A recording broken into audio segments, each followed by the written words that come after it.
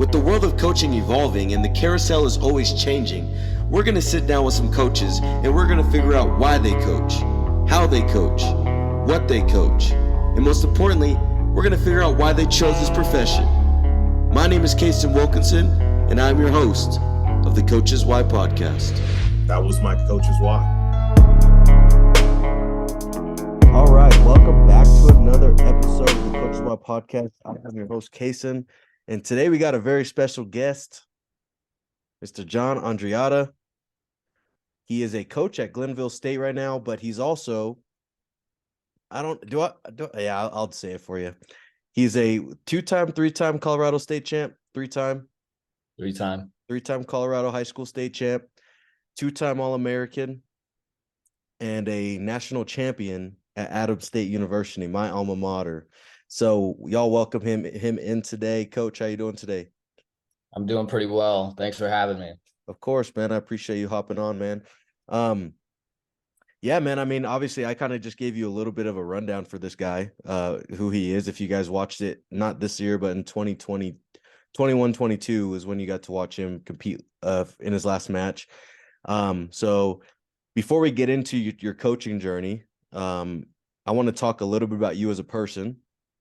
So where did you grow up, and when did you get involved in wrestling?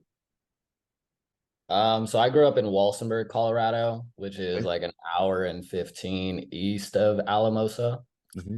And I started wrestling my third grade year, and I was forced. Like I didn't get a choice to choose whether or not I wanted to wrestle, because I loved football, right? Okay. I loved football, and I did the youth football, right? I didn't really have any passion or I just didn't want to wrestle. Yeah, of course. So my dad, right, we went through the entire youth season of football my third grade year, and I remember my first play, I got cracked on a kickoff.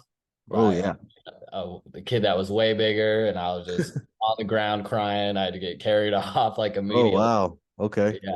And so I definitely was just not a very tough kid. And so my dad was like, if you're gonna play football, you have to wrestle. You don't have a choice. We gotta toughen you up. And so I was kind of forced into wrestling by my dad. And then I wrestled third through all the way through college. Right. I really didn't start to like wrestling until my sixth grade year. I was okay. I would win some of the local tournaments, but we had a group of 5 of us from Walsenburg, Mm-hmm. that we were all around the same size. And I was definitely the worst of that group. And yeah, because they'd been, wrestling since first grade. And so I came in, and I was just getting headlocked every single practice. Yeah, head and arm the whole time. Yeah. Yeah. And it's I'm getting bombed every single practice, and I hated it. It's this sucks. I'm not having fun, and nobody would show me how to stop a headlock, and everyone would just throw me. And so I got, all the way through. I mean, I would choose basketball practice. I liked basketball, football, wrestling was on the back burner, and I just was not keen on going. If I had basketball practice and wrestling practice at the same time, I would be downstairs, playing basketball. I was not trying to be up on the mat getting thrown onto my head. And so then, I got into my sixth grade year. I think, I lost less than I won, right? I had a winning record my sixth grade year. Okay. I didn't go to, middle school state my sixth grade year or nothing like that. And then right around my seventh grade year, I really got serious, because I was dang, I'm actually getting pretty good. Right. And I ended up placing my seventh grade year at middle school state. I took 4th. And after that, my 8th grade, or no, I did not place my 7th grade year. I was in the blood round. And then my 8th grade year, I placed 4th. That's when it hit. I gotcha. Yeah. I placed 4th my 8th grade year. And then after that, my head coach, Josh Viapondo, who also wrestled for Ramstetter. Yep. He took me to an intensive wrestling camp in Payson, Arizona, with a bunch of Adams State guys and like Casey Woodall, and we Okay. had who's the guy with the one leg that won Oh, D1s? Robles, Anthony Yeah, Robles. Robles was there. Like there was some pretty good dudes there. And I went through, that entire camp. It was like something like 7-8 days, you 4 days, Tough, 4 right? days, right? And I'd never like pushed myself that hard, right? And after that, I just kind of thought like that's what you got to do to be good, right? And so like after that camp, I spent, that entire summer like an intensive camp. Right. Okay. Right. Like I lived out in the country and I was just out there flipping tires, hitting the sledgehammer on tires, chopping wood, and So just like hay? Did you do hay out there? I did not do You hay. didn't do hay? Oh, okay. I got I'm you. super allergic to hay and Oh, to okay. grasses, and so I didn't get a chance to throw some hay. But Okay. I mean, I was doing everything else right. Like I mean, I was working out 3-4 times a day. Right. From that to my dad had gotten me like a little wrestling mat. I had a pretty big room. And so we would just throw the wrestling mat in our room, and we had a subscription to like colat.com, and we would Yeah. run down to the computer and we would be watching moves, and we'd run back upstairs and I'd be drilling on my dad. And so with that, and like my dad had bought a bunch of weights and he was putting me through, weight training and stuff like that entire summer. And then that's why like everything changed from that point on, and then I came into high school, after taking 4th and 8th grade, worked the entire summer, and I like jumped like Right. leaps and bounds better. Right. There was a kid that who was a future teammate of mine. I ended up like going on and beating him, at a tournament. And then after that point, I was like, okay, like I've made a lot of progress in this like last year. Right. And so went through my entire freshman year. I only lost one match my freshman year. I think I was like 36-1 or something like that. Impressive. And then one state, I don't know how, like I think I got like 2 pins and like 2 decisions maybe in the first round and the finals. I think I was up by like 8 or 9 points in the finals, and then I pinned him. And then sophomore. So you won state as a freshman. Yeah. Okay. That's we're coming up to a tragedy here. All right. Yeah, the build up for the fall off. All right, let's hear it. Yeah.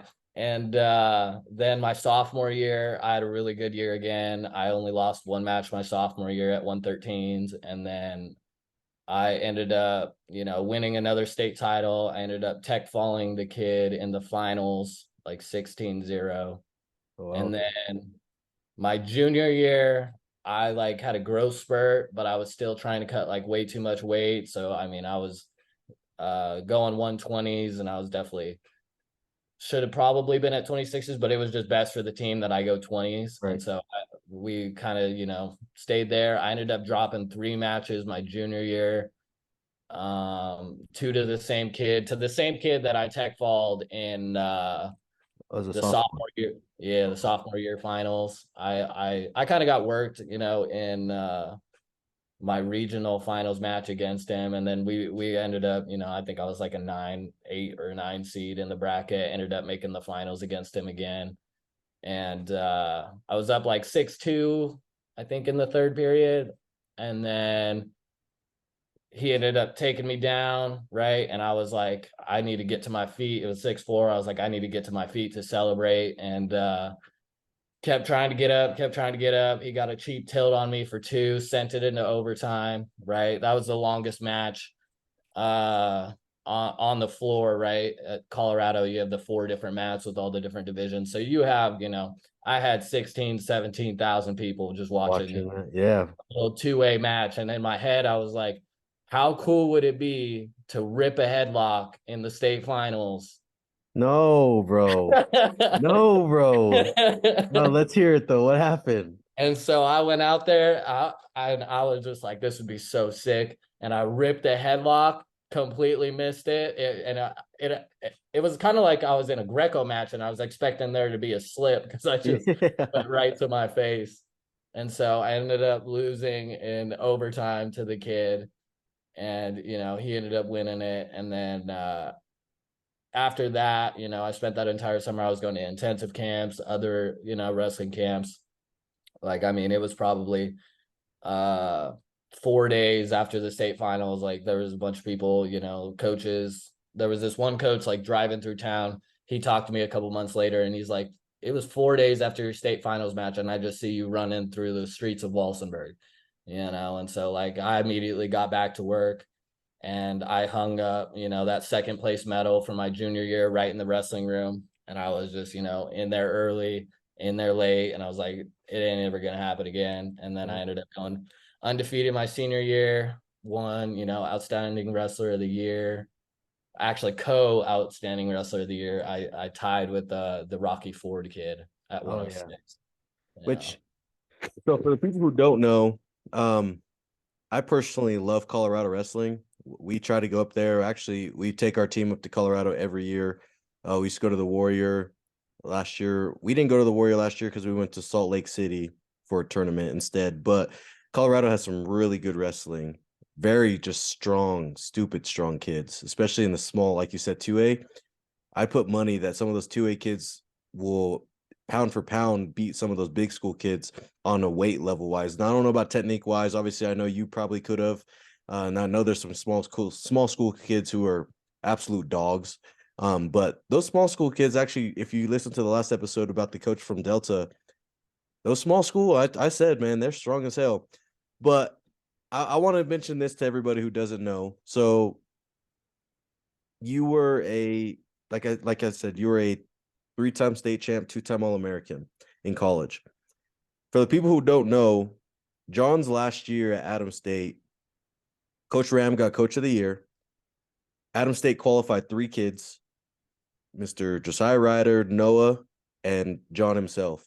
All 3, they went 3 for 3, 3 natties with 3 kids. 2 of them were pins. You and Joe. Joe won by pin. Noah won by decision, I believe. In overtime. OT, right? Yeah. And so it was one of the coolest things to see. I remember that made some headlines. Listening to like Adams State 3 for 3. That's crazy. So it's really cool. So if you guys have a chance, go watch that. Go watch those 3 matches because they were crazy. And Josiah won again this year, actually. So that's cool for him. I know Noah had the heartbreak, but it was really cool. So it's really successful careers, and I'm glad that you turned that 1-year loss, which obviously sucks. I know you wanted to be a 4-timer after winning 2. You're like, I'm just gonna. Yeah. So I know I'm sure the pain was crazy, but I like that you were able to turn that around at such a young age and be like, all right, that's fine. I'm not gonna let it happen again. Yeah. So that's pretty impressive. So knowing you as a kid, right? You obviously went to Walsenburg, 3-time state champ. Obviously, you did all the things you mentioned, how you got to where you were. When did you realize that you could wrestle at the next level? Like at what point, at what stage in high school or wherever you were, did you realize that you could compete or go? Probably around like my freshman year after I won a state title, I was like, okay, Oh, like really?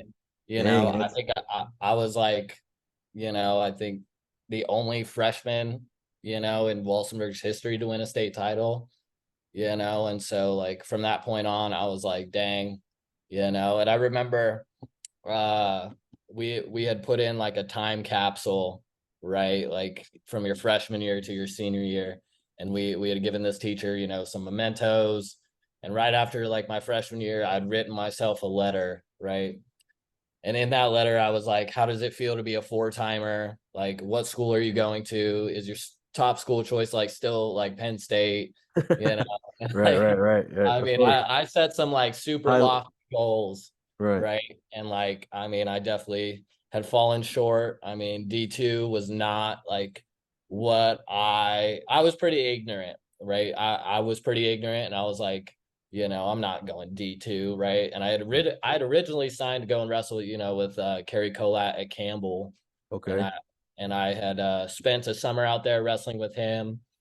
and all the guys out there, and I was definitely going to be in the competing for, that starting 125 spot. It was like between me and like two other guys, Right. that we would have competed out for like the 125 spot at Campbell. But luckily, I didn't get approved for like a loan because I was only, on like a half ride. And Right. being a private university, that's like $25,000-$30,000, Yeah. right? Like I was trying to take out a loan, and Yeah. my parents were trying to figure it out. And then like, I mean, I was just so ignorant, right? I was watching collat.com as a Yeah, kid, of course. You want to go wrestle for him, right?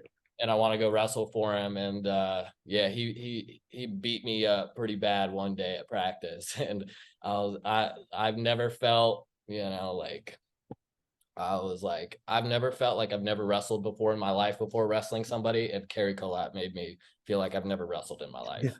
Yeah. I understand that. I don't understand that, but I can understand what you mean. Because I mean, a guy of his level, right? It's hard to, especially, and that's something that I learned too. But I feel like as a coach, I've told kids is like that freshman year, right? You could be that guy where you're from. I mean, unless you're like, and I'm not trying to compare you to or anybody to like RBY or in today's world, anyways, like RBY, Spencer Lee, right? Guys who were cadet champs and they went and they could be a freshman and go, dominate whatever. But like even those guys sometimes have problems early on in their college career, even though they're still successful, understanding that transition. So like that was one of the hardest things that I experienced, but like I know a lot of people experience is like when you get to that next level. I mean, obviously I know it depends on where you go, but that's a hard transition. It's tough. You're at 17, 18, wrestling guys who are 20, 22 that are men. Yeah, Been they're doing grown this men, for right? at Like, I least mean, you 5 years know longer than wrestling. you. Yeah, Right. At least 5 years longer than you. I yeah. mean, it's gonna be it's gonna be hard mentally, physically, all that. And it doesn't matter at like what level. Like after like going D2, right? I mean, I had transferred from Campbell, right? I had to enter the portal or Right. whatever. And then I ended up going to Adams because that was kind of like my only option. And I just didn't want to go to UNC. I just didn't want to, Yeah. right? And Didn't via want to go con to didn't want to go to Western or Pueblo. hell no. Nothing against them, but it's just Touche. like, I mean, I just have heard so many good things of Ramstetter as a coach. Like my high Yeah. school coach wrestled for him. And so like I've just heard so many great, stories about him and like how good of a coach. Like I think he's honestly the best technician in all of Colorado. Like, I mean, Yeah, he's good. I don't think very many people like I would put him up there with Nickerson Yeah, or like, for sure. No, the he's Pipers. Like, I mean, yeah, he's one of the best technicians, yeah, possibly in the country, I think. right. Right. I mean, but yeah, that first year, right? Like it doesn't matter, right? You come in, Tuco, it don't matter. I was ignorant, right? I was like, I just wrestled an entire summer with Kerry Collat. Like, I'm gonna come in and work these Adams guys, and then I was getting the crap beat out of me. Like I came in there and I was like, oh my goodness, like because you're wrestling grown men, like it doesn't matter, Right. right? About anything, like you're wrestling grown men, right? And they have egos, and they're not gonna let Freshman, right? Come in here and right. do that to And him. so like I at least had Derek Huff. He ended up taking Yep. 8th as like a freshman, right? I couldn't even touch Derek, right? Like, I think that's Jerry's little brother. yeah, it's Jerry's little Jerry's little brother. brother. Yeah, Jerry was a senior my freshman year. Oh, true. Yeah. Yeah. So I never heard Huff. I thought that was him. So anyway, sorry, you can continue. But I thought I Oh yeah. wanted to make sure. Alongside with Derek, Jerry was beating me up as well. Jerry So was super good though. I he's mean, so him good. because I don't know when did you graduate high school? 2017. 17. Okay. So like Ryan Fillingame from California, he was also there. Were you there when Arsenio was still there? No, I've only wrestled Arsenio once. He was good too. But yeah, Adams gets some guys like Kyle Sand. I'm sure you know of him because he's a legend in Colorado, right? Like, Coaching there now as a women's coach. yeah, he's their girls coach now, but he was there as an assistant when I was there, and they're just it's an amazing and even Ramstetter's dad at Alamosa High School, Jerry, yeah, legend. legend. I mean, absolute dominance in high school. Um, And so it's just really cool that, you know, and that's actually why we go up to Colorado a lot, is because that Southern Colorado is just nasty. I mean, Centauri, Alamosa, Del Norte usually has a few guys. Monte Vista usually has a few guys. I mean, I will go up to like Pueblo, that you see some of those guys. They're solid. Pueblo East is obviously really good. Yep. Um, so like Colorado has some absolute dogs. So we try to go up there and see where we are. And I didn't mean to interrupt you from your story and what you're saying, but just to kind of second what you're saying is like, yeah, going to Adams State, there are some guys who still that show up in there that were absolute monsters for Yeah, sure. I mean they have tradition there, right? Like I mean, I think I was, what is it, the 30th or 40th like wrestling national champion for Adams. Like I mean, there's tradition there, right? From Yeah. even the NAIA days, like they were super dominant in NAIA, and then leading up into their Division II days. Like I mean, tradition as far back, Yeah, like for sure. It's crazy. So it's cool that you got to go there and experience that, and you know, your transition from freshman year to your obviously your senior year there. You got to see obviously all of that progress, right? I know you're RMAC. I don't know if it was freshman of the year, but at some point yeah, you're RMAC was a freshman of the year. yeah. Yeah, so like I know that you have a pretty solid. I mean, your name's there now too. So I mean, how does that feel? I mean, this isn't really not really how I go. I usually have some questions, but I'm actually curious. I mean, how does it feel to essentially have your name tatted or instilled in Adams State history now? I mean, it's pretty cool, right? I mean, I'm not so much about, right. I did what I did, right, and now I get to do what I love, right? Like that's what Right. I've always wanted to do, was just be able to coach at the next level, right? Like I don't think I have enough patience to be like a high school coach personally. I mean, with what Yeah. you guys have to deal with, um, like I just like, yeah, I mean, it's cool. I'm not gonna lie and say it's not cool, but like, I mean, I'm just happy that I'm able to do what I love now, Right. right? Like Right.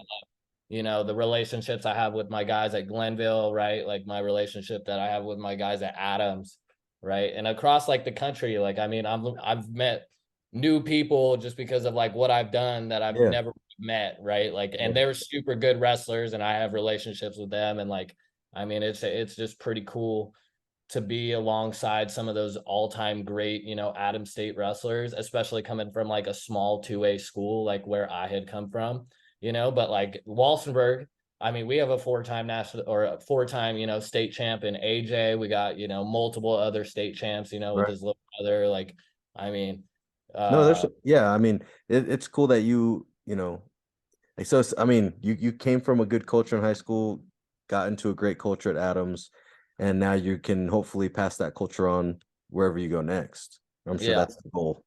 absolutely. Right. And that, I feel like that's just kind of like, I don't know, wherever I go, right, we find success, right? Like my high school days, we ended up as a top 3 team in the state. I go to Adams, we ended up a top 5 team in the country, right? And then here at Glenville, we're a top 10 team in the country. Like I mean, I feel like I bring a lot to the table, I'm a leader on and off the mat, Right. and I try and elicit greatness from every single person I surround myself with, and I feel like I make everybody around me better. No, I like that. I mean, that's some confidence right there. Not a lot of people have that built in, so I like that you think like that. Um, so actually, you guys probably should have been a top 3 team if Isaiah didn't get hurt. I Oh, think I absolutely, think if right? Isaiah I mean, didn't tear his ACL, you guys bring home some. absolutely, we would have had a team trophy, right? Either him or Sam Loera. Oh He yeah, he yeah, he couldn't, right? He was right on that cusp of qualifying. He ended up yep, taking fourth, right? yep. I think Like we just needed one more person, yep. or Or just you just need one one more more pin in point the scorer, tournament. We and would have overtook St. Cloud, yep, right? With I three agree. guys. I Yeah. agree for sure. So, I mean, no, it was awesome. So, I mean, I didn't really ask this according to that, but I mean, I like to ask this for guys who wrestled at the next level, because we do have some kids who sometimes listen to this. So, what was the recruiting process like? So, obviously, you got recruited out of high school to go, I'm sure, a few different places. I know you went to Campbell, but how was the actual recruiting process like? Was it heavy? Did you have a lot of offers? Did you not have a lot? And then, whenever you started getting into that process, what was it? What was it like? So when I was getting recruited, like I actually was hitting up these coaches, right? Coming from a little 2A school, right? Like, I mean, Yeah. you're just not going to get a lot of attention unless you're placing at like the big tournaments, Right. in the country. Right. And I mean, I almost wish I could go back in time, right? I guess now I don't regret where I went. I don't regret any of my decisions, but like looking back on it, I probably should have like waited until, because I placed fourth at the NHSCAs in Virginia Oh, yeah. Beach Virginia. at Yeah. senior nationals. And so I probably should have waited until after that, and I could have gotten better offers from like, I mean, even a bunch of like Division Ones, right? I mean, I was Right. talking to, Mid right, majors. Campbell. I was in contact with like Virginia Tech, right? But that, like, the only reason I was getting like, conversations Attention. Right. between us, right? I was emailing these coaches and I was like, I am interested, right? I know that it doesn't look like I've done a lot, but I'm like willing to, I'm a very Yeah. coachable kid, and just stuff like that. And I was just emailing coaches, like, honestly, like, I mean, I had like some NAIA offers, right? But I was ignorant. It was like D1 or bust, Yeah. It was big school or right? nothing. I feel that. Yeah, like, But, I mean, that's all I thought about, right? Like, I mean, I mean, that's what a lot of people think about, but I do that. Like I said earlier, it's important to let the kids know that you can find success and be just as successful, right? Like I said, unless you're an RBY or something like crazy Gable, like go be, and I'm not even gonna say that compared to them because like those guys are only that level because of the schools they went to. There's still like I can guarantee you that, and that's the thing though, is like back in the day, like Grandview, NAIA, right? Adams State, St. Cloud, Kutztown, these really good D2 schools, D3 schools, the UWs, not Parkside, but whatever, the Wishgosh or whatever, like some of those D2, D3, NAI schools, I can guarantee you they're national champs, the guys who are competing at a high level can go and beat some D1 guys. absolutely. And I mean, and if you've been around it, if you've wrestled them, like because you've wrestled them, but you've also, if you watch wrestling, you can say like that guy would be easily a starter at North Carolina or whatever, right? Type of thing. And they just choose to go different places because it fits what their goals are when it comes to education, whatever it is, right? It fits better and probably got more money, blah, blah, blah. But I tell kids like, hey, you don't, just because you don't go to Penn State or Iowa or Arizona State or whatever, doesn't mean you're not going to find success in both. Getting mat time is obviously important. You don't want to wait till your fifth year senior to touch the mat, but also doesn't mean you won't find success in every other aspect of your life outside of the school you go to. So I like that you are now saying like, hey, I was ignorant to like shit. I'll even say too. Oh, that's the first time I've almost cussed. I almost said a bad word. I cut it off halfway. Um, I actually feel like I would say that I was kind of ignorant too because I only wrestled my 1 year in high school, my senior year. I did really, I took third place at state, blah blah blah. Ram recruited me to go there, but I got another offer to go to a NAIA in Arkansas, Missouri, or Arkansas Baptist. They're now can't remember what they are now, but they were NAIA. And I was ignorant to the fact, oh, NCAA D2? Oh, heck yeah. Let me go. When realizing that if I was going to go wrestle, I'm going to go wrestle guys who've been wrestling for one, way longer than me, and two, grown men. When I yeah. when I should have realized at the time, like, hey, if I go to this school, I can learn wrestling better and I can have a better opportunity to probably, blah, blah, blah, whatever the case was. So I'll even say like I went to a high level school whenever I wasn't on that level yet, when I should have went to that probably the smaller school and got more experience, mat time, blah, blah, blah. And then at that point, as I matured, probably considered transfer if the case was right. So like, it's cool. Like, obviously now I know you said you don't regret it. I don't really regret anything. But I look back at it and I'm like, I should have went there almost. Yeah. Yeah. I Um, see what you're saying. so anyways, yeah. So it's cool. At the end of the day, it's cool that you understand that where you were then versus now and how you can talk to people now is a different world and that you've come a long way from it. So that's Yeah. awesome. And I mean, Um, we've talked to like the head coach here, like Dylan Cottrell. He's a Big 12 champ, right? He's been, ranked top 5 in the country for like a majority of his college career. And he sees it as well. Like, I mean, these top Division 2 level guys, he's like those top 3, those top 4 guys, right? They can compete in Division 1, right? Like, if you know how to wrestle, right? It's no different. Like, it's wrestling, right? Like, at the end of the day, right. And so, like, I mean, I think a lot of these Division II guys, I wish they would go back to like how they used to do it back in the day and allow like these D2 champs to like go Oh, see what they're made of, right? Like, I yeah. mean, like, I think that they should do that still to this day. I think that they should take the top two from NAI D3 D2 and throw them into the D1 tournament and let I them all agree. compete, or have a postseason right before they get into the whatever it is, and then let the top, essentially top 8 2 2 2 2 go and have a little, have it the same weekend or whatever, the week after whatever, and have the turn, however you want to do it. But I think throwing those guys into that D1 tournament would be really cool. And I know they stopped doing it. I talked to a coach earlier. I can't remember who it was. It might have been Buffalo's Coach Stutzman. But I talked to him and I can't remember, but I think it was him. But anyways, saying that they stopped doing that because some of those guys would go in and beat D1 guys. So they didn't want to see that because it's like, well, obviously it's bad for television or bad marketing or Yeah. whatever. So they stopped doing that. And I'm like, but for the sport of wrestling, though, as a fan, you want to see, the guy who's a 3-time national champion at Grandview take on the 2-time national champ from Adams, take on the national champ, the 2-time national champ from the D3 school, now go against the 1 or 2-time national champ from Penn State. Like, you want to see them all in a bracket and see who's really a national champ. Because if you Yeah. think about it, actually, one of my high school kids said this. So shout out to you. He was like, technically, the NCAA like championships is actually a world championship because we're the only country that does folk style on that level. So he was Yeah. like, it's kind of like it's like a world championship. So if you really can think about it, it's like, well, if you threw those, so I think that they should do that as well. I think that that's a lost effort to really grow the sport of wrestling or market the sport of wrestling.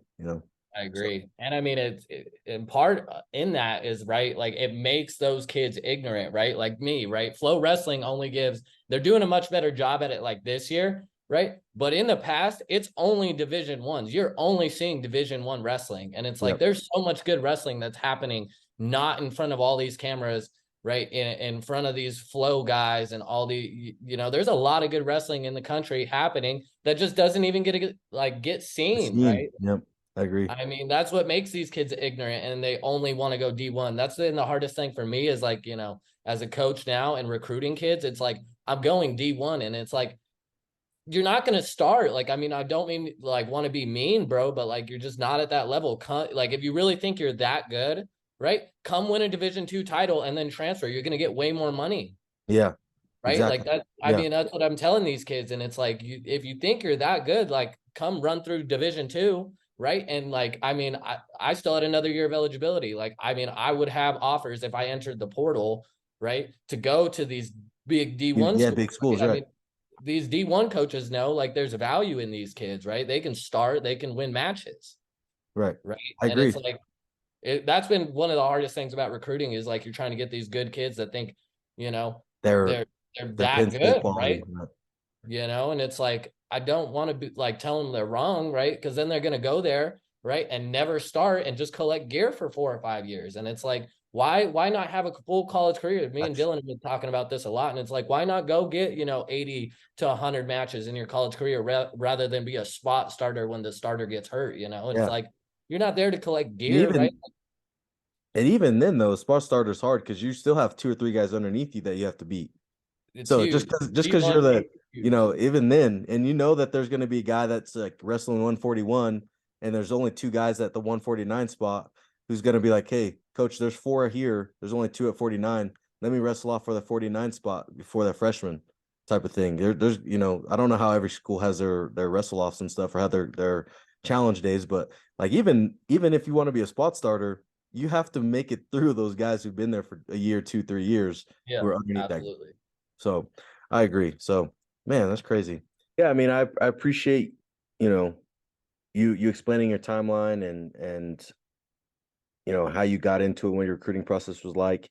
When did you decide that coaching is what you wanted to do? Right? It could have been a time that you know it could have been a switch that flipped. It could have been a moment, or is it, if it's just like the passion for the sport, whatever it is. But when did you decide that you wanted to go and coach? I don't even remember like an exact time, right? Like, I mean, probably sometime in high school. I couldn't really like, put, something on it, but like a time on it. But like, I just see people working the same job, right? Like, just Yeah. whether it be a grocery store or just in a cubicle. And I'm like, I could never do that. Like, I mean, I just can't do like a normal 9 to 5 job. Like, I mean, that's just not who I am. Like, I would get, so tired of doing, the same thing like every day, Yeah. day in and day out, like Repetitive. 320 days a year. Like, it couldn't be me, right? Yeah. Like, I mean, coaching, right? It's something new every day. Like, I mean, it challenges you like on so many different levels. Right. Like, I mean, I've really enjoyed coaching, this is my first year coaching. Yep. And I mean, like to where I get paid, but I feel like I've been a coach like all throughout high Yeah. school, college, right? Like, I mean, I'm trying to constantly like better the people around me, right? Like, I mean, I think even Ramstetter could like, confirm like what I'm saying. Like, I mean, I'm just as much as a coach as I am an athlete. Like, I'm teaching, right? Like the guys on our team that are behind me or even, like right alongside me, like things that I do, right? And then there's stuff that I can learn from other Right. people, And so I mean, I couldn't put an exact time on it, but like I just knew like I would rather be coaching. I mean, other than, just doing hard labor Whatever. out Right. in the sun or, working at a computer all day, right? Right. Like, I mean, it just couldn't be me, like to Yeah, no, I mean, and it's interesting though, because I know I asked you, I don't even remember when I asked you. Must have been like right before you accepted the job or accepted from Glenville, but you kind of had a unique way of getting into coaching because a lot of people when they get out of college, if they want to coach, they go to grad assistant, right? Or they go volunteer somewhere. But you kind of had that same mindset about getting found from high school, right? Sending emails out and reaching out to people about going to college. You kind of had that same approach to how you wanted to coach because you wanted to actually coach like full time, like this is your job, career type of thing, right? yeah. So you kind of had a really unique way of doing that. So, what was the current coach, but some of the coaches that you reached out to, what was their reactions to you doing that? Um, I mean, how I got this job was I got hit up on Instagram. Oh, he slid in the Yeah. DMs. Yeah, so I didn't slide in the DMs like the coach slid in my DMs Oh, and okay. he All he right. was interested, in a grad assistant and like, what they were offering, right? It just didn't make a lot of sense to come out here, right? I was like, I appreciate you reaching out, man, but like I mean, I can't, make that type of money work, right? Like I've got bills to pay, I got a car payment, Yeah. right? And so I mean, I am like here I'm part-time, right? Assistant, right? It's not a grad assistant. I'm not doing school, right? That's what they originally we kind of agreed on, but I was like the entire time like I don't want to do school. If you can figure out like a way for me not to do school and just allow me to spend all my time like with these guys, like I'd much rather prefer that. And so then he kind of worked some strings out, with the AD, and so they ended up just dropping what they were going to pay for my masters, and they just paid me that. And Yeah. so I think that's funny because I remember asking you last year, whenever I first reached out to you and Noah about the camp, that was literally what you said. You're like, I have another year, but I don't know if I want to do school. So I think it's just funny because you kept like the energy stayed the same. So I think that's funny. So yeah. it's good, it's consistent, right? Um, so now that you've been there for a year, right? I know you're relatively new, so am I, right? I've only been a head coach for a year, but what do you love about coaching and what do you dislike about it? If there's any dislikes. Um, I mean, I love going to work every day, right? Like, I mean, I love going in the room, helping these guys out. It's just kind of like similar to how I was as an athlete. It's like the guys at my college, like we would set up individuals together, and I'm teaching them stuff, and maybe like even some of our guys that weren't very good, like did something I liked, and like I would learn from them, right? Like I learned from like the kids that I'm coaching now, right? Like some things they do, like I like what they do, right? And maybe I've never seen it before. I like their little spin on it. Right. And, they like a lot of the stuff, I bring from Adams and, Yeah, right. and, I really enjoy just, seeing the growth of a person over time. Right. Like, especially I had won 133s in 2022. Right. I coached the national champion at 133 in 2023. Right. So I got to coach my, you know, uh, Yeah, I see what you're saying. you see Yeah, what I'm saying, right? Like I got to coach the next kid that won that weight. next guy up. So, Yeah, right. So Gavin, right? He had 6 losses on the year, right? I mean, he took 7th at Midwest, right? Which is one of the toughest yeah, division tournaments there is, right? And like one thing, like I commend him on, right, is like he doesn't get too high on himself or too low on himself, right? And so like he learned from every single loss.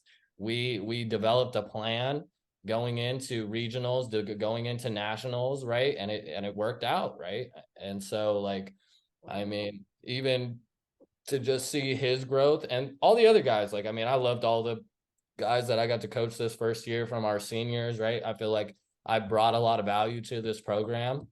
And the guys, like, they really respect me, and they respect what I have to say, because I mean, I want all of them to be great, but I mean, the hardest thing about it is like, I guess some of the guys' unwillingness to, break away from what they're used to, right? Like that, I would say either that and like, I mean, recruiting is just hard being a first year head coach, especially being out in West Virginia with no connections. yeah.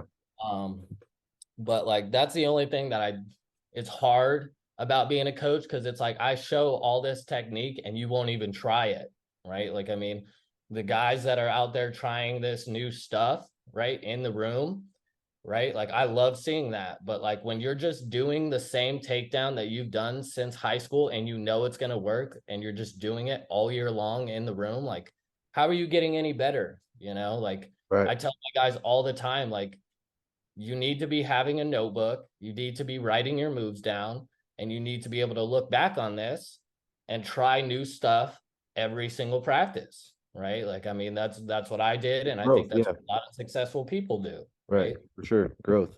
You gotta treat wrestling as if it's like a subject in school, right? Like, I mean, I studied wrestling. I have a notebook that I write all my moves down, all the little steps.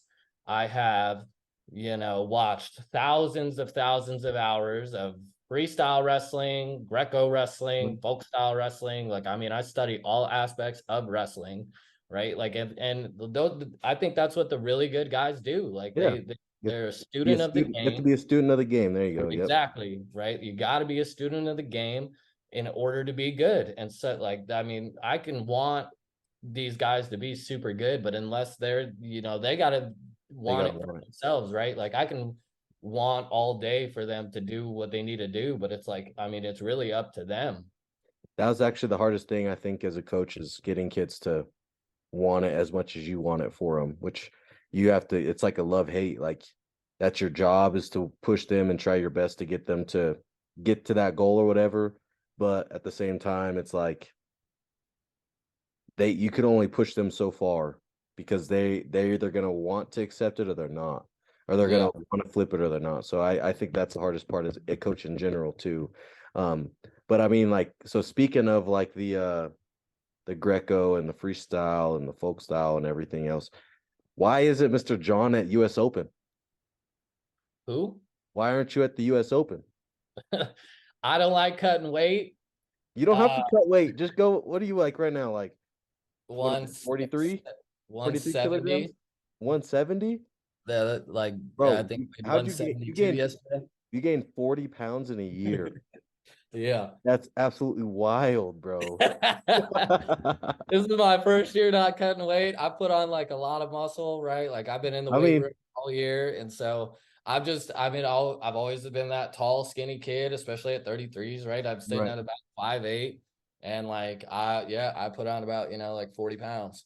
I mean, there's no judgment, bro. Trust me, I'm not judging you. I don't look bad, I promise. No, that's fine, bro. I look pretty good at this size.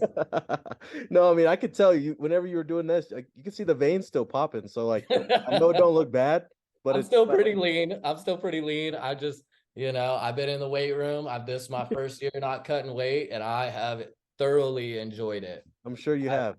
Yeah. Sure you And have. so, I mean, my guys like tell me all the time, they're like, you should just go wrestling in an open next year. And I'm like, dude, I just don't want to cut weight, and like on top of that, right? Luckily, I just got my nose fixed. I just had surgery on my nose because I went through my whole college career only being able to breathe out of, my left nostril. Oh, wow. Okay. Because I had a bad deviated septum, right? And it was like 100% blocked on this side and 60% blocked on this side. Okay. On top of asthma. So that's the one benefit of going to Adams is we train at one of the highest elevations in the country. Yep. And so that helped me out a lot. But like, I mean, my guys will tell you I'm not in the greatest of shape right now. I have zero gas tank. Yeah. Right. If they catch 40, me like 40-second goes and you're out. Fourth or fifth takedown in a row, like they're getting the best of me because I'm just gassed. No, it's fine. Like I said, there's no judgment. I just was curious, like you were that guy, right? If Rulon tried to go back to it and all this stuff, like I was gonna cut for a little open we had here last weekend, and I was about 12 pounds for my goal, and I was like, it was like 2 weeks before, 3 weeks, and I was like, that's not bad. 3 pounds a week. I can easily do that. And then every day I was like, I really just don't want to cut this. I just don't want to. And like I've lost like about 30 pounds. Actually, so like from November of 2021 to November of 2022, I lost about like 35 pounds. So I was pretty heavy. So like right now I'm about what I wrestled. Actually a little bit less than what I wrestled in high school. And I'm like, I can just do that extra 10, 12. And I'm like, but I just don't want to. Like, I just lost 35, like doing the right stuff. Like, I don't really want to go do that. But I was just curious to know, like, why you weren't there. Cause, you have guys who have wrestled, obviously been retired or been out the game for 20 years going, obviously all the way down to guys who are trying to go. So I was just curious. No judgment though, but that the 40 pounds threw me off for a little bit. Not gonna lie. Yeah. And so I don't even know what weight that would be. Whoa. 170. It'd be like 60 something kilograms. Yeah, somewhere right in there. 63, 65. So I think it's 65. Yeah, probably right around 65 kilos. And so I don't know. Like, I mean, I didn't train, right? Like, I mean, if I'm gonna go to the US Open, I'm gonna do it right. Right. I don't want to go out there and just get embarrassed. Yeah, and that's so fair. like I mean, I haven't, completely put that out of the realm of possibility, in the future. I mean, I have a bunch of friends wrestling in the U.S. Open right now. Aiden Valdez at Adams, he just wrestled Chance Marsteller. He got the first takedown on Chance, but then he got teched. But I mean, took down Chance Marsteller. Something, yeah.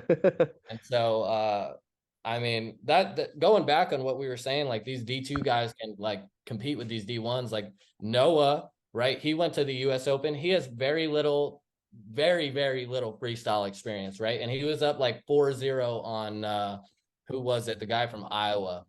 He was at Missouri for a little bit, and then he went to Iowa. Oh, what the is his name? What is his name? That's gonna piss me off. It's gonna make me think too much. Let me look. Where's our podcast team where we have the guy in the back looking? Yeah. What is his name? But yeah, Noah took him down like with two great double legs, right? And right to his face. Like, right. What is I'm gonna look it up on track real quick. It'll be faster. US Open. It might not even be on there. Oh yeah, it is. US Open. He never won it. US Open results. Okay, here we go. Ironman, Jaden Ironman. Yeah, there we go. Yeah, Jaden Ironman. Yeah, he was. How did I not know that? Or how did I not think of that? I forgot. Yeah, I forgot his name too. But yeah, he was up like 4-0 on Jaden Ironman, and he just didn't have very like good experience, right? Like I think, he trains freestyle for, even just a year. I think he beats him. Solid for sure. Like, no, that's cool though. Ironman was a national finalist in D1, and like Ironman looked at brands during the match and was like, what's going on, right? He had no idea who Yeah. Noah was, and he, like, I mean, these D2 guys can wrestle. Going back on, a previous Yeah, for stand. what we said, right.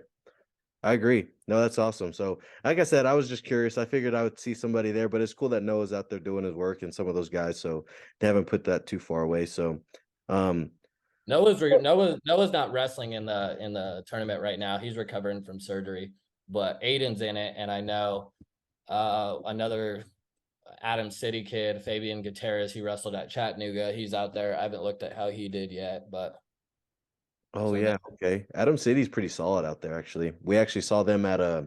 They came down to a tournament this year. Them and Falcon came down to the Conflict at Cleveland tournament. yeah, Adam City, I think they took third they're or solid. second. Like, Yeah, I they're mean, solid. that's Yeah, another Adams State alumni running a program, right? That's yeah, done pretty well. yeah. They're solid up there.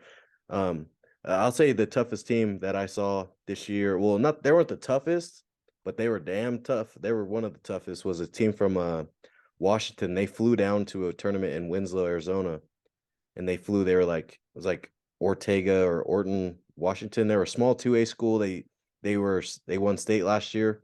It was a small school. Came down and put some work in. And I was like, Yeah. dang. So that really solidified it that some of those small schools can come down to a big school. So that also correlates to what you said about the smaller division schools like D2, D3. And you can see it in high school. Why wouldn't it translate in college? So to finish, I'd like to ask a few questions, go a little bit deeper. But before I do that, um, I know we talked a lot about your high school career, but collegiately, we didn't really touch on that for some people who are interested in that, obviously. So, but I've mentioned some of the accolades already, right? 3-time All-American, 2-time national champ, RMAC Freshman of the Year. Um, 2-time All-American, 1-time national champ. I wish. oh, you were a 1-time natty. I thought you won 2. If I think I would have came back, I mean, I still had another year of eligibility. I could have came back, but I decided I was done. Okay. Okay. So 1-time national champion, 3-time All-American, 2 time. 2-time All-American. Why am I thinking so off right now? So 1-time national champ, 2-time All-American, RMAC Freshman of the Year. Yeah. And obviously, there's some accolades along those that I'm probably forgetting clearly because I can't remember the numbers that you had. So, yeah, I mean, go ahead. I mean, you mentioned a really good job of how your high school went. Um, how did college go? Obviously, I know you transferred from Campbell, and got to experience that. What was wrestling at Adams like, and what was your college career like?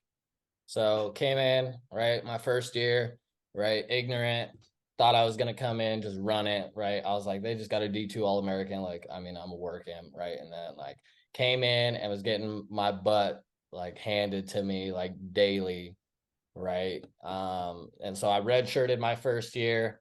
I came in, I wrestled one match at the Nebraska Kearney Open, Yep. lost to this kid, and then was on the backside of the bracket. And then in the first round, like, I mean, I was not near the level of like a defensive wrestler as I am now. Like, I'm really good at like defensive wrestling now, but I was still trying to figure that out my redshirt year. And like on my feet, I was definitely getting worked. Like, I mean, I was trying all this stuff and it just wasn't working. And he was probably up by like 3 points. And he didn't like some of the stuff that I was doing during the match. And then all of a sudden we start going out of bounds. And then he like pushes me into the table. I drop to my knees before I hit the table. I get back up to my feet. He pushes me back down. And like at that point, I was over it. And so I hit him like 3 times, just started throwing hands my second college match. And then I got Dang. suspended by the NCAA, for a while for Good start. fighting the kid. And so then after that, I only had one other match, my Freshman year. red shirt year. I wrestled who I won 126s my senior year in high school. I wrestled the 5A kid that won 126s, Cody Fatsinger from Western. Mm-hmm. And I teched him in the first period. And then that was my last match my red shirt year. So I only went 1 and 2 my red shirt year. And then leading into my freshman year, it was either between me or my good friend Isaiah for the starting spot. He started the beginning of the year. I was dealing with, some knee issues. And then we had a wrestle off at the Western Open. He ended up tearing his ACL in the match. And so he wasn't able to go wrestle the rest of the year. So I ended up taking over the 125 spot for, my freshman year. I didn't lose any duels against any RMAC, opponents. I wrestled at Reno. I got worked by Brandon Courtney and Michael McGee. They kind of worked me my redshirt year. Fair. But I did beat like some D1 starters, like even my freshman year. But I had a lot of growing up to do, Right. that year as well as my redshirt year. And so I think I lost like 5 matches my freshman year. I think I was like 23-5 or something like that. I lost first round at nationals to Cole Leah, who ended up becoming a 2-time national champ. And I was winning the entire match, and then he reversed me in the last 10 seconds, and I ended up losing 2-1. So he ended up taking third that year. I went to the backside. I beat the Pueblo senior, and then I was in the blood round. And then I ended up losing to, I think he was a Pitt Johnstown kid for, the blood round. And so I didn't All-American my freshman year. And after that point, I was spending all summer, at Adams wrestling all summer, right? I was working, just wrestling and just there the entire summer. Because I think when I first had gotten to Adams, that really like wasn't, we would have, 10 guys there in the summer. I mean, a lot of guys went home. Or if they did come back, like Ramstetter had put it into 2 separate, summer sessions, like you were required to come to one. Some guys would, some guys wouldn't. Some of the older guys were like, take your time. Like, I mean, you only have so many summers, right? Like, Right. take them for yourself. And like, especially my recruiting class, which had like couple, All-Americans, like 2 national champs, right? We didn't think like that. We were like, we're going to be there all summer and we're here to work, right? You only have 4 years to win a national title, right? And so you have all your life to go and party and do what you want, right? And so like we were there working all summer. And then after, that, I came into my sophomore year. I was undefeated going into regionals. I was ranked 4th or 5th in the country at that time. And then I made the regional finals and then ended up getting pinned in like 20 seconds by the previous like national finalist, the Nebraska Kearney kid Dawkins. He pinned me pretty fast. He threw me, and I'm not very good upper body, so he got the best of me there. And then was at nationals. It was 20 hours to weigh-ins, right? Or 16 hours to weigh-in, something like that. We were just about to go, to our final workout. And then all of a sudden, Jerry Huff, he called us into Ramstetter's room and they were like, they're canceling it. And we were like, what do you mean? What do you mean they're canceling it? Like, you can't just like, we're here, right? Because there was talks of like, you only got so many people in the stands, right? That's right where COVID hit. That's where that NBA game got shut down, right? Because there was a positive, and like that's where the whole world got put on, hold.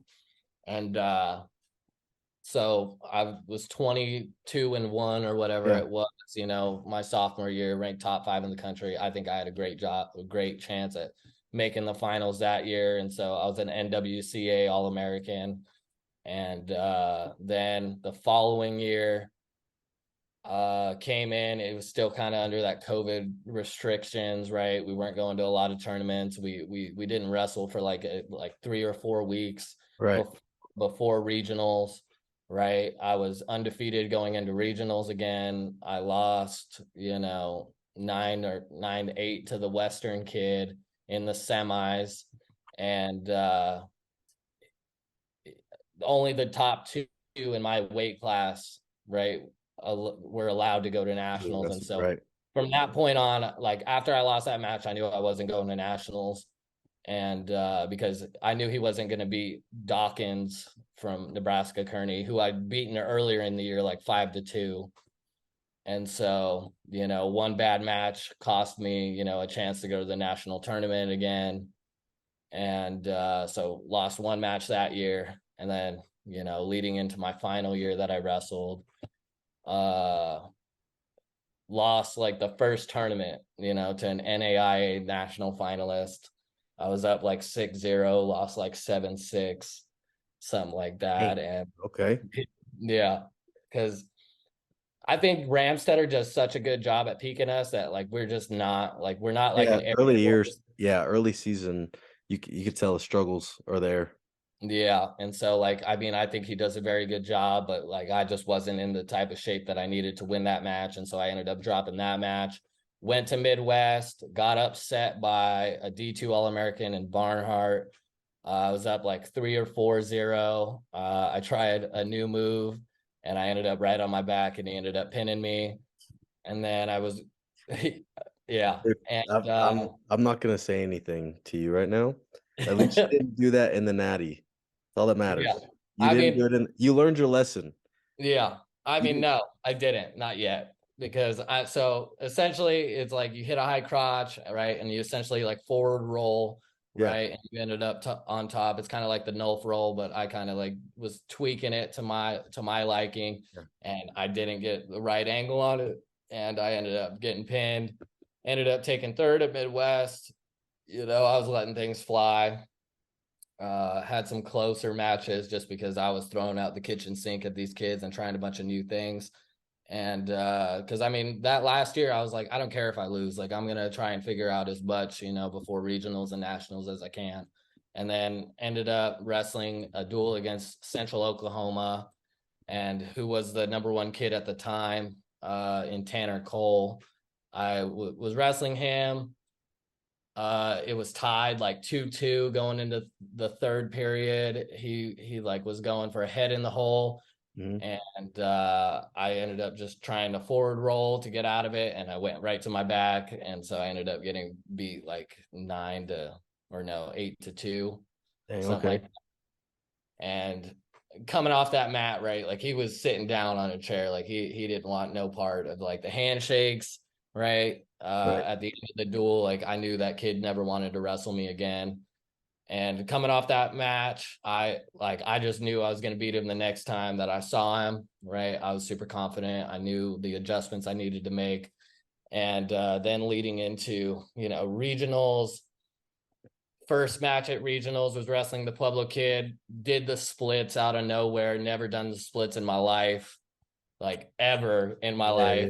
Ended up tearing my latius, which is at the top of your calf. Yeah. And so then like I was kind of limping around. And then in the semis, I had the Colorado Mesa kid who was ranked top 6 in the or top 5 in the country. I think I was number 2 or 3, and he was like 4 or 5 or something like that. And so I was wrestling him, with torn latius, ended up pinning him. And then I injury defaulted out of regionals in the finals, because I knew, there was a chance that I get a top 4 seed. And then ended up getting the 4 seed. The number 1 seed, Tanner Cole, got upset first round. I beat the Indianapolis kid like 7-3. I beat Barnhart, who beat me earlier in the year, like 8-1 or 8-3 or something like that.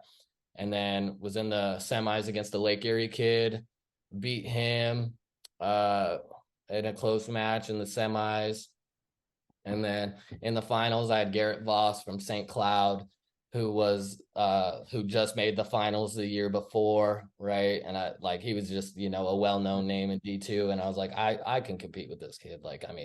I was ready for it, and went out there and locked up a cradle. Didn't finish the first cradle because I locked up one originally, and I didn't. It's just on my offside that I'm not comfortable taking cradle. So then we stalemated that, and then came back. He shot a single leg, dumped me. I ended up coming back up on top, and then I suicided to win it. And it was just a really cool experience, right? We fought 3, we won 3. I got to watch, my best friend Noah win a national title. I got to watch, one of my other great friends and Josiah win a national title. I mean, half of the national champs that year came from, Yeah, two teams. Adams. Well, we had Oh, for three, and two teams, yeah. Yeah, it two, was. and then it was Minnesota, Mankato. Yep. I think they only had two qualifiers as well, and they won two national titles Yeah, as well. their heavyweight won one, and then 84. 84, yeah. Because the heavyweight's the one where the guy got pissed and like walked off, wouldn't shake his hand or whatever. Yes, Drek, he won Wrestler of the Year this year against our guy. Yeah. Or he beat us in the finals. We kind of got worked in the finals. Yeah. Well, I'll tell you what though, man. I mean, it was pretty awesome to watch. I actually didn't know you guys. Y'all didn't know me, but I remember I was watching it and I saw y'all on Twitter. So I was like, let me just take videos and pictures and see, because I don't know how, obviously you guys can go watch it again, whatever. But like, let me do that. And that was how I did it. But it was awesome. That was actually the first D2 finals I've watched in probably like since I was at school. So probably like 6, 7, 8 years. And so it was really cool to like, I just turned it on. I was like, well, I have nothing to do tonight. I remember the NCAAs are tonight. Let's watch it. And it was like, oh, Adams State. Oh, here comes John. Oh, here comes Noah. Here comes Josiah. And I was like, that's dope. Yeah. So it was actually pretty cool. I talked to Ram actually in 20, right before COVID shut down. I told him, I was like, hey, I want to come coach. He's like, come do it. We could try about stipend. And then last year I talked to him about it for 2021, 21, 22.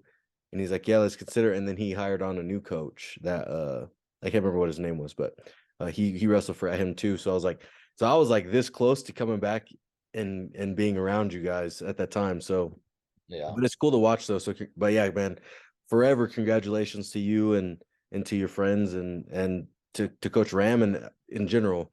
Right. It's cool to watch. And I'm glad that I'm glad that I got you on this podcast today, man. And I appreciate you spending the time with us. So if anybody's still listening, thank you all for listening. Make sure y'all go hit the subscribe on YouTube. Y'all know what to do. Like if you're on Spotify, Pocket Cast, whatever, give it a 5-star. Whatever you rate it, say it like you mean it. So we're on to our final bit here. All right. So yeah, man. I mean, just to kind of finish this up, I like to finish with these questions to go a little bit deeper. These are some of my favorite questions to ask them. This is where a lot of coaches like to, tell them their perspective on how they coach, I guess. But how do you build a successful culture on the level of buy-in and mindset? Now, I know that you're a first-year coach. I know you're lucky to get into, obviously college right away. But so you might not have really seen a lot of like culture building, but you've been a part of some good culture. So whether it's if you're a coach, how do you build that? How do you build the culture based off of buy-in and like I said, mindset? I mean, I would have to go back to like my college days because I feel like I was a big part in the culture change at Adams State. Like I mean, the culture that was there to the culture that there is now. Like, I mean, I feel like my recruiting class did a lot for the culture of that program, right? I mean, everyone was super committed, and I pretty much just took everything that I did at Adams, right? The way I walked, the way I talked, like I mean, as an athlete, I was able to change it, and like as a coach here, like I mean, we had two national qualifiers when I wasn't here, right? Like what Dylan had two national qualifiers. I think they both lost in the blood round last year. And then this year he did a great job of recruiting, brought in, a national finalist in our heavyweight, Jared Campbell, who used to wrestle, I think at Missouri originally. Then he went to Notre Dame. Then he was at like West Liberty for like a day or something like that. And then he came to us.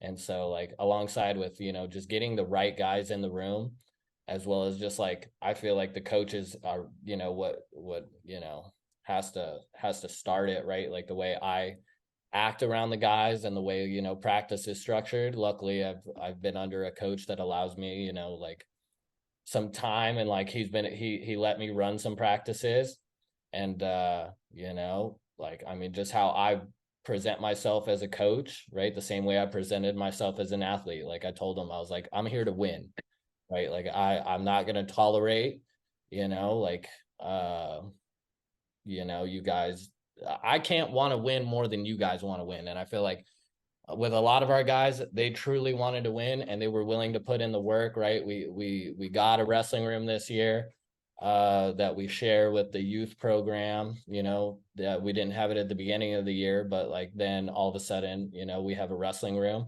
And I feel like that alone just kind of helped our team, you know, just having a place to wrestle besides, you know, rolling the mats out on the floors. That was a big change, but just how like we conduct ourselves as coaches, right? I feel like plays a part in it. And I mean, we finished 9th in the country. We had our first ever All-American, our first ever national finalist, and our first ever national champion in the school's history. Right. This is our 3rd year back as a program. I think the last time they had wrestling here was back in like the 1960s or something like that. So I mean, just how like I approach it and like the way I conduct myself as a coach, that will play into, you know, having a positive culture, but it also has a lot to do with our guys, right? I mean, like our 133, like Gavin, he did everything right this year, right? And then, you know, just seeing like how he conducts himself as a person, right? That kind of just shows the guys like this is the way you need to conduct yourself if you want to win national titles. You got to be in the classroom doing all your work. You got to be doing everything right outside of the room. You know, you got to be at lifting. You got to be, you know, all facets of your life has to, you know, reflect, you know, what you're trying to do, your willingness to win. Right. Okay. I appreciate that, man. So this is my final question. And it's obviously the title of the podcast. What is your why? Well, why do you coach? What is your why? My why as to why I coach. I mean, I just saw like, I mean, going back to like my high school days, you know, like one of my biggest role models was my high school coach and Josh Viapondo. Like, I mean, he did a lot for me, right? Like, I mean, just all the time he sacrificed for me, as well as like the other guys on my team back in like high school and junior high. Like, he's the only coach that I had from youth leading up into high school, right? He came from Adams. And like, I don't know, he just sacrificed so much of his time, right? He's got a family and he's got so many things. And I've seen the way he's impacted me as a person, right? And I want to have the same impact on these guys, right? I want them to look up to me, right? Like, I want to be a positive influence in their life and I want to change their lives for the better, right? I mean, I don't want to just develop like great, you know, like athletes and national champions. Obviously, I want to do that, but when they leave, you know, like Glenville and my program, right? I want them to leave as better people, right? Like, I mean, essentially we're developing these people to go out into the real world, right?